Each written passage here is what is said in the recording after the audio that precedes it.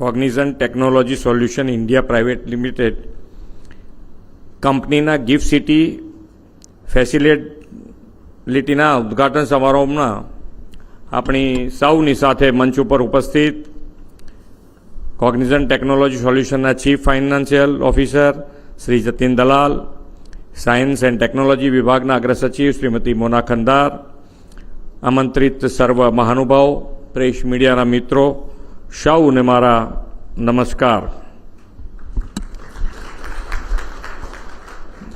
જતીનભાઈ ગુજરાતીમાં બોલે એટલે એમને ખૂબ તાળીઓ પડે.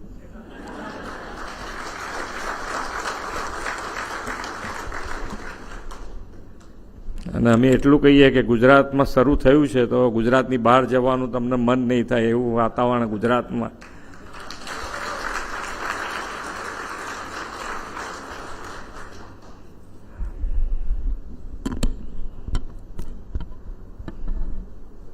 અત્યારે તો જે પ્રમાણે દેશમાં માહોલ છે એ દેશના માહોલને આપણે બધાએ બિરદાવવો પડે. ઓપરેશન સિંદૂરની જ્વલંત સફળતા માટે વિશ્વ નેતા અને યશસ્વી વડાપ્રધાન શ્રી નરેન્દ્રભાઈ મોદી અને દેશની સેનાના સૌ જવાનોને આપણા બધાની વતી ખૂબ ખૂબ અભિનંદન પાઠવું છું. સેનાએ કરેલા પરાક્રમથી દેશ ગૌરવ અનુભવી રહ્યો છે.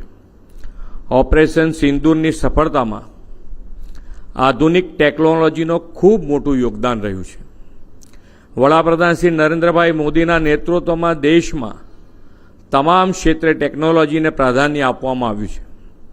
વડાપ્રધાન શ્રી નરેન્દ્રભાઈ મોદીએ શરૂ કરાવેલા ડિજિટલ ઇન્ડિયા મિશનના પરિણામે પાછલા એક દશકામાં દેશમાં ટેકનોલોજીની આખી પરિભાષા જ બદલાઈ ગઈ છે. આજે ટેકનોલોજી સામાન્ય માનવીના આંગળીના ટેરવે પહોંચી છે. વડાપ્રધાનશ્રીના વિઝન અનુસાર ગુજરાત પણ રાજ્યમાં ઉભરતા ક્ષેત્રો અને ઉભરતી ટેકનોલોજીને પ્રોત્સાહન આપી રહ્યું છે. તેનું વધુ એક ઉદાહરણ આજનો આ કાર્યક્રમ છે. કોગ્નિઝન્ટ કંપનીને હું ગુજરાતમાં તેમની યાત્રા શરૂ કરવા બદલ અભિનંદન પાઠવું છું અને આવનાર દિવસમાં કંપનીની ગુજરાતમાં વધુ વિસ્તરણ કરે તે માટે શુભેચ્છાઓ આપું છું. આદરણીય શ્રી નરેન્દ્રભાઈ મોદી સાહેબ એવા આગવા વિઝનરી લીડર છે. તેઓ બદલાતા સમયને સુપેરે જાણીને પોલિસીસ બનાવે છે. તેના પરિણામે ભારત ખૂબ જ ઝડપથી વિશ્વની ત્રીજી મોટી અર્થવ્યવસ્થા બનવા તરફ આગળ વધી રહ્યું છે. આદરણીય વડાપ્રધાનશ્રી હંમેશા કહે છે કે નોલેજ બેઝડ ઇકોનોમીનું નેતૃત્વ ભારત કરશે. ભારત પાસે વિશ્વનો સૌથી એફોર્ડેબલ ઇન્ફ્લુએન્સર મેન પાવર છે અને ખૂબ ઝડપથી વિકસી રહેલી આપણી નોલેજ બેઝડ ઇકોનોમી તેનું ઉદાહરણ છે. આ દિશામાં દેશને સક્ષમ બનાવવા માટે વડાપ્રધાનશ્રીના નેતૃત્વમાં એઆઈ અને સેમિકન્ડક્ટર જેવી ક્રિટિકલ ટેકનોલોજી પર વધુ ફોકસ કરવામાં આવ્યું છે અને તેમાં જંગી રોકાણ પણ થઈ રહ્યું છે. વડાપ્રધાન શ્રી નરેન્દ્રભાઈ મોદીના વિઝન અને મિશનમાં અગ્રેસર રહેવાનો ગુજરાતનો ટ્રેડ રેકોર્ડ રહ્યો છે. ભારતને વિશ્વના સોફ્ટ પાવર લીડર અને નોલેજ બેઝડ ઇકોનોમી બે ક્ષેત્રમાં અગ્રેસર બનાવવામાં પણ ગુજરાત લીડ લઈ રહ્યું છે. ગુજરાતમાં 3 સેમિકન્ડક્ટર પ્લાન્ટ શરૂ થવા જઈ રહ્યા છે. રાજ્યમાં એઆઈ આધારિત ઇકોસિસ્ટમ ઊભી થાય અને એઆઈ આધારિત ઉદ્યોગોને પ્રોત્સાહન આપવા માટે રાજ્ય સરકાર કટિબદ્ધ છે.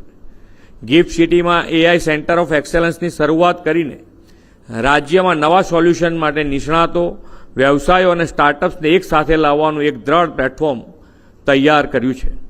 રાજ્યમાં ગ્લોબલ કેપેબિલિટી સેન્ટર્સને પ્રોત્સાહન આપવા માટે ગ્લોબલ કેપેબિલિટી સેન્ટર પોલિસી પણ જાહેર કરી છે. વિશ્વની મોટી કંપનીઓનો આ પોલિસીનો લાભ લઈને ગુજરાતમાં પોતાના ઓપરેશનલ સેન્ટર્સ કાર્યરત કરવા માટે ઉત્સુકતા દર્શાવી રહ્યા છે. વડાપ્રધાન શ્રી નરેન્દ્રભાઈ મોદીના આગવા વિઝનથી રાજ્યમાં ગિફ્ટ સિટીની શરૂઆત થઈ છે. અનેક ગ્લોબલ કંપની ફેસિલિટી ગિફ્ટ સિટીમાં શરૂ થતાં ગુજરાત ગ્લોબલ લીડરની ભૂમિકામાં આવી ગયું છે. ગિફ્ટ સિટીમાં એક પ્રકારે ટેલેન્ટ, ટેકનોલોજી અને ઇનોવેશનની સુદૃઢ ઇકોસિસ્ટમ ઊભી થઈ છે. આ ઇકોસિસ્ટમને કારણે ગિફ્ટ સિટી ગ્લોબલ પ્લેટફોર્મ પર પોતાનું સ્થાન વધુ મજબૂત બનાવીને વિશ્વમાં ભારતીય અર્થવ્યવસ્થાના મહત્વના કેન્દ્ર તરીકે પ્રસ્થાપિત થયું છે. વડાપ્રધાન શ્રી નરેન્દ્રભાઈ હંમેશા કહે છે કે IT plus IT is India tomorrow, એટલે કે Indian youth plus information technology is India tomorrow. India tomorrow આવતીકાલના ટેકનોલોજી ડ્રીવન ભારતના નિર્માણ માટે તેઓ યુથ પાવરને સતત પ્રોત્સાહન આપતા રહ્યા છે. आदरणीय मोदी साहब हमेशा कहे छे कि यही समय है, सही समय है, भारत का अनमोल समय है.